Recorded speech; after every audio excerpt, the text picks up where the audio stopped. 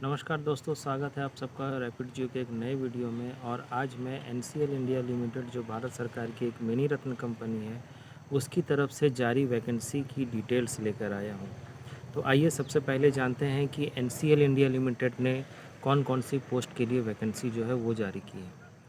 तो सबसे पहले मैं बताना चाहूँगा कि एनसीएल इंडिया लिमिटेड ने junior ओवरमैन trainee, junior surveyor trainee और माइनिंग सरदार ट्रेनी की वैकेंसीज़ जो है वो जारी की है।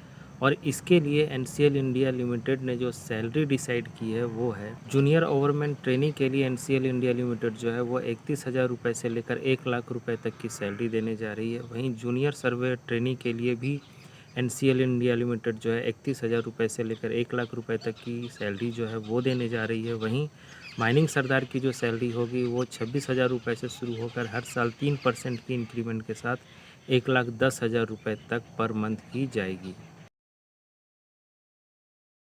आइए देखते हैं कि एनसीएल इंडिया लिमिटेड ने अपनी कौन कौन सी माइंस के लिए कितनी कितनी पोस्ट की वैकेंसी जो है वो अनाउंस की है। एनसीएल इंडिया लिमिटेड ने जूनियर ओवरमैन ट्रेनी की जो वैकेंसी अनाउंस की है उसके अंतर्गत नेवेली माइंस तमिलनाडु के लिए टोटल 46 पोस्ट की वैकेंसी अनाउंस की है। वहीं बरसिक्सर माइंस राजस्थान के लिए 3 वैकेंसी और तालाबीरा माइंस ओडिशा के लिए 2 पोस्ट की वैकेंसी अनाउंस की है। वहीं यदि हम जूनियर सर्वेयर ट्रेनी की बात करें तो नवेली माइंस तमिलनाडु के में इसकी 13 वैकेंसीज़ है। वहीं बरसी नगर माइंस राजस्थान के लिए 1 वैकेंसी और तालाबीरा माइंस ओडिशा के लिए भी उसकी 1 वैकेंसी है।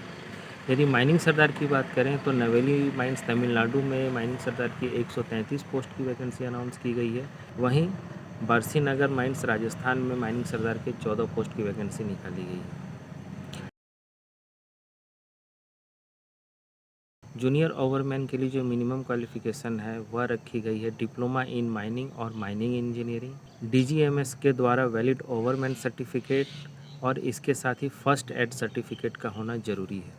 वहीं यदि जूनियर सर्वेयर की बात करें तो जूनियर सर्वेयर के लिए डिप्लोमा इन माइनिंग या फिर डिप्लोमा इन माइनिंग इंजीनियरिंग या फिर डिप्लोमा इन माइनिंग सर्वेइंग या फिर डिप्लोमा और डिग्री इन सिविल इंजीनियरिंग के साथ national trade certificate in surveying होना ज़रूरी है। वहीं दूसरा surveyor certificate of competency as per CAMR 2017 का होना भी ज़रूरी है। माइनिंग सरदार के लिए जो इसेंशियल क्वालिफ़िकेशन है वह है डिप्लोमा और degree in other than mining engineer, यानी कि माइनिंग इंजीनियरिंग के अलावा किसी भी ट्रेड में डिप्लोमा और डिग्री के कैंडिडेट्स माइनिंग सरदार की पोस्ट के लिए अप्लाई कर सकते हैं। वहीं DGMS के द्वारा जारी वैलिड माइनिंग सरदार सर्टिफिकेट के साथ वैलिड फर्स्ट एड सर्टिफिकेट भी होना ज़रूरी है।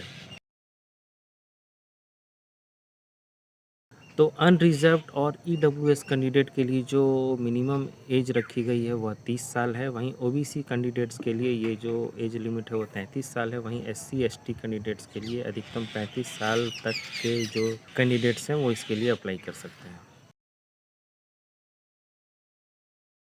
जूनियर ओवरमैन और जूनियर सर्वेयर के लिए अनरिजर्व कैटेगरी और EWS कैटेगरी के स्टूडेंट्स के लिए 300 रुपये की फ़ी रखी गई है और साथ ही 295 रुपये की प्रोसेसिंग फ़ी भी रखी गई है। यानी कि अनरिजर्व और EWS कैटेगरी के स्टूडेंट्स को फ़ी के तौर पर टोटल 595 रुपये की फ़ी जो है वो सबमिट करनी होगी।